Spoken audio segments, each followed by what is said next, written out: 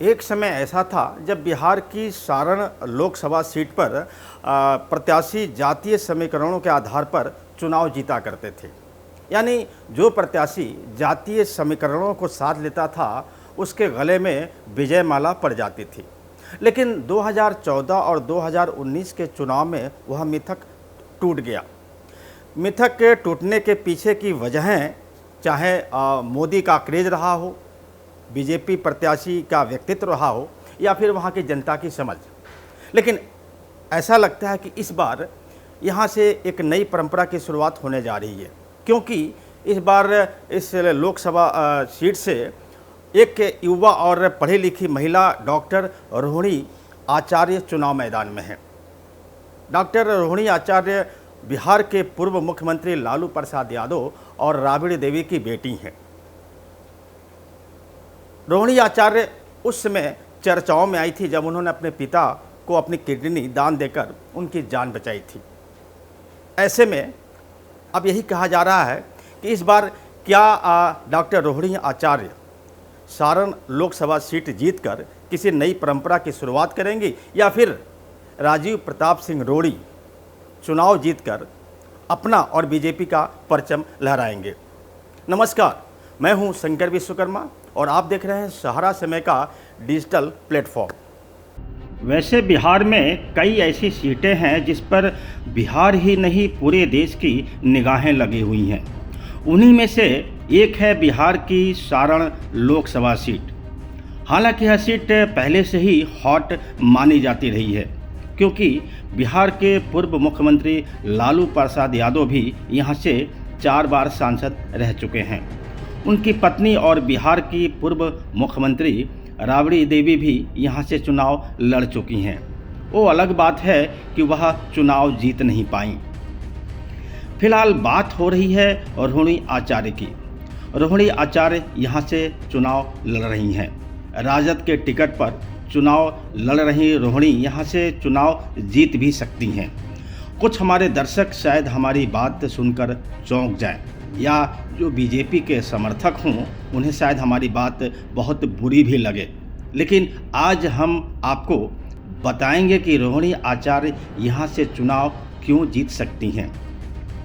लेकिन यह बताने से पहले आइए पिछले 2 चुनावों का विश्लेषण कर लेते हैं।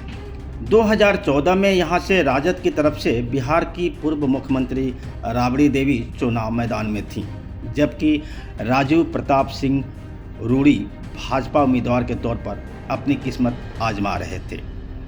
2014 में राजीव प्रताप सिंह रूड़ी को 3,55,120 वोटें मिली थीं। वहीं राबड़ी देवी को 3,14,172 वोटें हासिल हुई थीं। यानी राबड़ी देवी 40,948 वोटों से चुनाव हार गई थी। रूड़ी को 41%, जबकि राबड़ी देवी को 36.38% वोटें मिली थी। यानी रूड़ी को लगभग 5% ज़्यादा वोटें मिली थी। एक बात सबको पता है कि 2014 में पीएम मोदी को लेकर पूरे देश में एक माहौल बन गया था। मोदी ने सारे देशवासियों के मन में एक उम्मीद जगा दी थी। उस माहौल का फ़ायदा यह हुआ कि देश की कुछ जातियां ऐसी थीं जो राजद, सपा और बसपा की कट्टर समर्थक होने के बावजूद उनमें से अधिकांश ने मोदी के नाम पर बीजेपी को वोट किया था। उस मोदी की लहर में भी 2014 में रूड़ी मात्र 40,948 वोटों से ही चुनाव जीत पाए थे। उसके बाद आया 2019 का लोकसभा चुनाव। बीजेपी ने एक बार फिर राजीव प्रताप रूड़ी को अपना उम्मीदवार बनाया, जबकि उनके सामने थे लालू के समधी चंद्रिका राय। हालांकि अब चंद्रिका राय का संबंध लालू से लगभग ख़त्म हो गया है।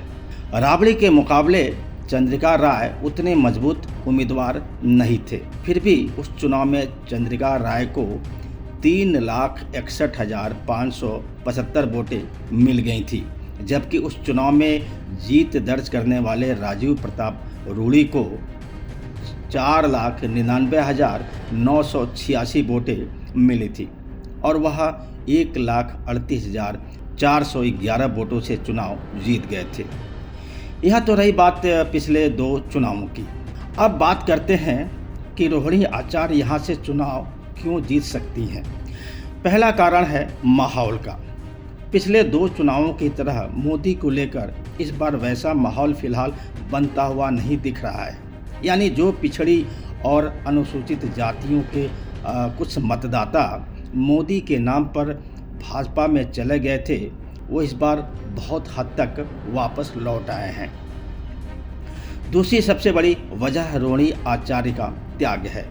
उन्होंने अपने पिता लालू प्रसाद यादव को अपनी किडनी दान देकर न सिर्फ एक मिसाल पेश की थी, बल्कि वह देखते ही देखते बिहार ही नहीं पूरे देश की लाडली बेटी बन गई थी। उसके बाद पूरे देश में वह जाने लगी। तीसरी बात उनकी सौम्यता और उनकी शिक्षा है। पूरे क्षेत्र में उनकी शालीनता और उनके आचरण की तारीफ हो रही है। इतने वर्षों तक विदेश में रहने के बावजूद वह बिहार के लोगों के बीच अपनी ठेठ और पारंपरिक बिहार की संस्कृति और सभ्यता को दर्शा रही हैं। अपने क्षेत्र के लोगों को अपने व्यवहार, वाणी और अपने विचार से यह बताने में कामयाब हो रही हैं कि वह भी इसी मिट्टी की बनी हैं। क्योंकि मोदी के पक्ष में माहौल होने के बावजूद राजीव प्रताप रूडी 2014 में राबड़ी देवी को मात्र 40,948 वोटों से ही हरा पाए थे, जबकि इस बार उपरोक्त कारणों से रोहिणी आचार्य भारी पड़ती हुई दिखाई दे रही हैं। इसमें कोई शक नहीं है कि इस समय सारण की जनता के मन में रोहिणी आचार्य के साथ एक भावनात्मक लगाव सा बनता जा रहा है। ऐसे में अगर सारण की जनता ने रोहिणी को अपने आशीर्वाद के साथ साथ अपना वोट भी दे दिया, तो यह संभव है कि डॉक्टर रोहिणी आचार्य इस चुनाव को आसानी से जीत लेंगी। नमस्कार।